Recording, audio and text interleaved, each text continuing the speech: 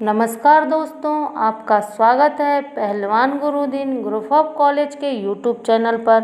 मैं प्रोफेसर रंजना श्रीवास्तव, पहलवान गुरुदीन महिला महाविद्यालय से मैं आपके सामने एक बार फिर उपस्थित हुई हूँ समाजशास्त्र का नया टॉपिक लेकर।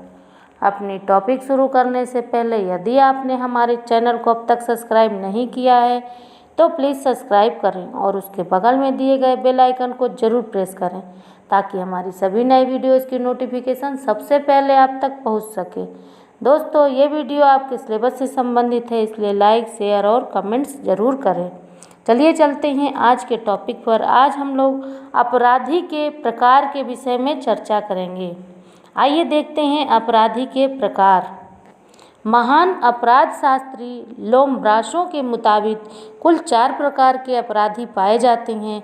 उनके अनुसार जन्मजात अपराधियों का ही एक प्रकार के अपस्मारी अपराधी होते हैं। जन्मजात और अपस्मारी अपराधियों के मस्तिष्क में जन्म से ही एक विशेष प्रकार का दोष होता है, जिसके चलते वे अनुकूल परिस्थितियां पैदा कर देते हैं और आसानी से अपराध की ओर उन्मुख हो जाते हैं। लोम्ब्रासो ने अपराधियों को 4 वर्गों में विभाजित किया था।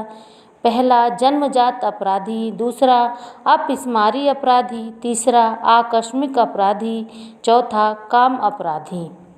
उपर्युक्त वर्गीकरण के विपरीत गैरोफैलो का मानना है कि अपराधियों के वर्गीकरण में मानवीय पक्ष का भी ध्यान रखना चाहिए और अपराधियों के मनोवैज्ञानिक पक्ष की अवहेलना कदापि नहीं करनी चाहिए। गैरोफैलो ने अपराधियों के 4 वर्ग बताए थे: विचित्र अपराधी, विचित्र हत्यारे, बेईमान अपराधी और लंपट अपराधी। हेज ने अपने वर्गीकरण में 4 प्रकार के अपराधी बताए थे। पहला प्रथम दोषी अपराधी, दूसरा आकस्मिक अपराधी, तीसरा अभ्यस्त अपराधी, चौथा पेशागत अपराधी। कुछ विद्वानों ने अपराधियों को उनके आर्थिक स्तर के आधार पर विभाजित किया है। सदरलैंड ने केवल 2 ही प्रकार के अपराधी बताए हैं: निम्न वर्गीय अपराधी और उच्च वर्गीय अपराधी। सदरलैंड ने उच्च वर्गीय अपराधियों को सफ़ेदपोश अपराधी भी कहा था। सदरलैंड के मुताबिक निम्न वर्गीय अपराधी वे होते हैं जिनका सामाजिक व आर्थिक स्तर बेहद निम्न स्तर का होता है, जबकि उच्च वर्गीय अपराधी वे होते हैं जिनका सामाजिक आर्थिक स्तर बेहद उच्च प्रकार का होता है। चूँकि सफ़ेदपोश अपराधियों की आपराधिक गतिविधियां समाज से छिपी रहती हैं, इसलिए उन्हें समाज में सम्मानजनक स्थान प्राप्त होता है। बोंजर ने अपराधियों का वर्गीकरण अपराधियों के उद्देश्यों के आधार पर किया है। इसी प्रकार बोंजर ने 5 प्रकार के अपराध बताए हैं: सामाजिक अपराध, राजनैतिक अपराध, आर्थिक अपराध, काम संबंधी अपराध तथा मिश्रित अपराध। उपरोक्त चर्चा के आधार पर हम कह सकते हैं कि विभिन्न विद्वानों ने अपराधियों के भिन्न भिन्न वर्गीकरण प्रस्तुत किए हैं, लेकिन कोई भी वर्गीकरण ना तो पूरी तरह से सही है और ना ही सर्वमान्य।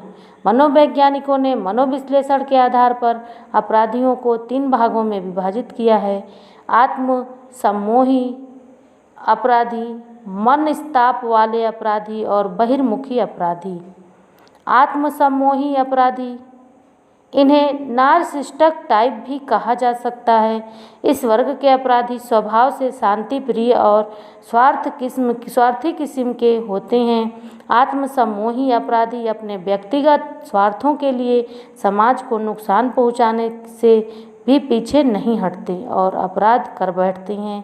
ऐसे अपराधी परवाह नहीं करते हैं कि उनके कृत्य से समाज, परिजनों या मित्रों को कितना नुकसान हो सकता है।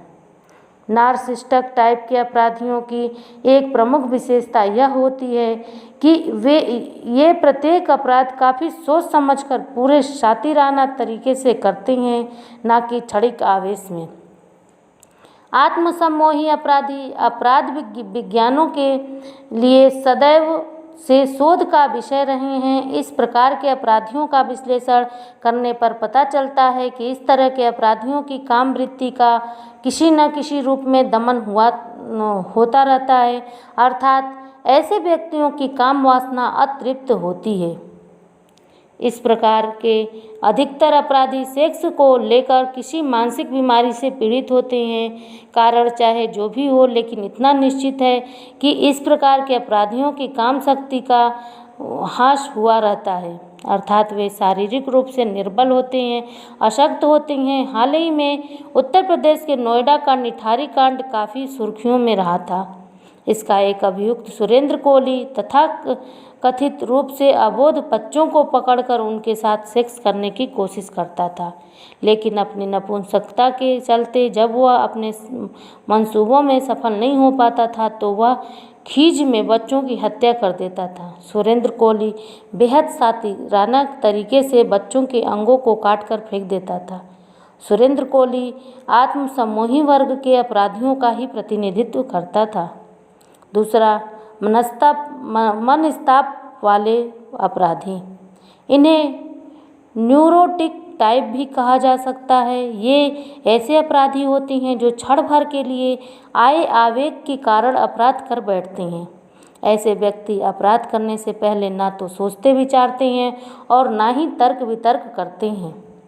स्पष्ट है कि ये क्रोध आदि की गर्मी में अपराध कर बैठते हैं, ना कि ठंडे दिमाग से। ऐसे अपराधी अधिकतर बहुव्यक्तित्व के स्वामी होते हैं। बलात्कार और हत्या के अधिकतर अपराध इसी प्रकार के अपराधियों द्वारा किए जाते हैं। बहिर्मुखी अपराधी, ऐसे अपराधियों को एक्ट्रोटाइप अपराधी भी कहा जाता है।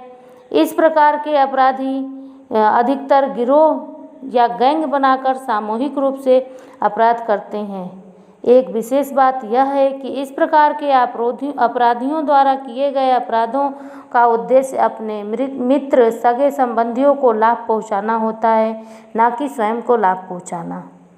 आमतौर पर उपरोक्त 3 प्रकार के अपराधी ही समाज में पाए जाते हैं। वैसे कुछ विद्वानों ने अपराधियों की आयु के आधार पर अपराधियों का वर्गीकरण किया है।